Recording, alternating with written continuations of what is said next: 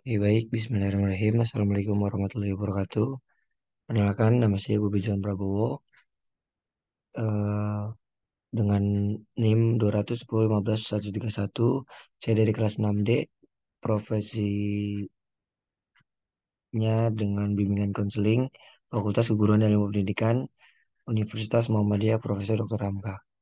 Jadi tujuan saya membuat video kali ini untuk memenuhi tugas akhir dengan mata kuliah Profesi Kependidikan BK yang diampu oleh Ibu Rahmiwati Marsinon.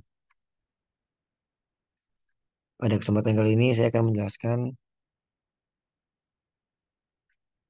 dengan tema konseling kelompok dengan teknik CBT.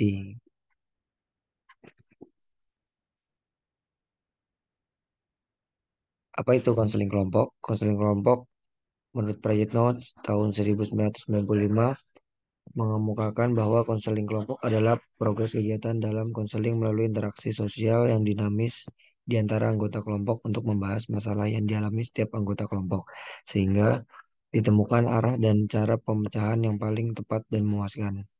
Menurut Volastri dan Rangka pada tahun 2017.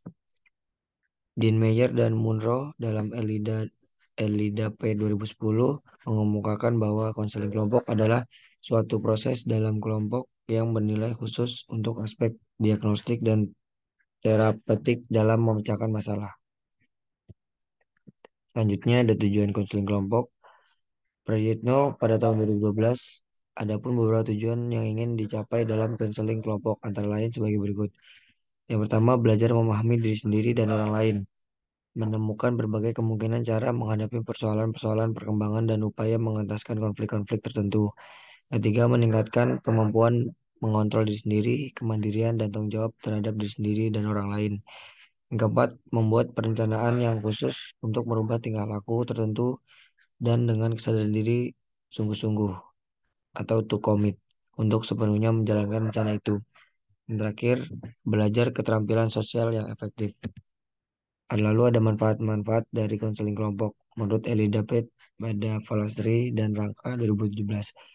Yang pertama, memperoleh pemahaman tentang diri sendiri dan perkembangan identitas diri yang sifatnya unik. Yang kedua, meningkatkan penerimaan diri sendiri, kepercayaan diri.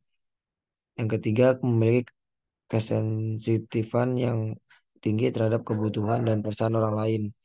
Yang keempat, memahami kebutuhan dan permasalahan yang dirasakan secara bersama oleh anggota kelompok. Lalu ada tahapan pada konseling kelompok kali ini. Yang pertama, tahap pembentukan. Yang kedua, tahap peralihan. Yang ketiga, tahap kegiatan. Yang keempat, tahap penyimpulan. Yang terakhir, yang kelima, tahap pengakhiran. Nah, di sini definisi dari Cognitive Behavior Therapy atau CBT menurut Aaron T. Beck. Cognitive Behavior Therapy atau CBT sebagai pendekatan konseling yang dirancang untuk menyelesaikan permasalahan konseling pada saat dan perilaku yang menyimpang. Menurut Milne pada tahun 2013, CBT merupakan pendekatan yang berpusat pada proses berpikir dan berkaitan dengan keadaan emosi, perilaku, dan psikologi. Lalu ada tujuan dari teknik CBT ini.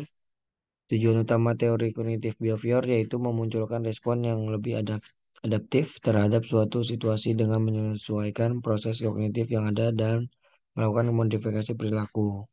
Menurut Westbrook, Nerly, dan Crick pada tahun 2007.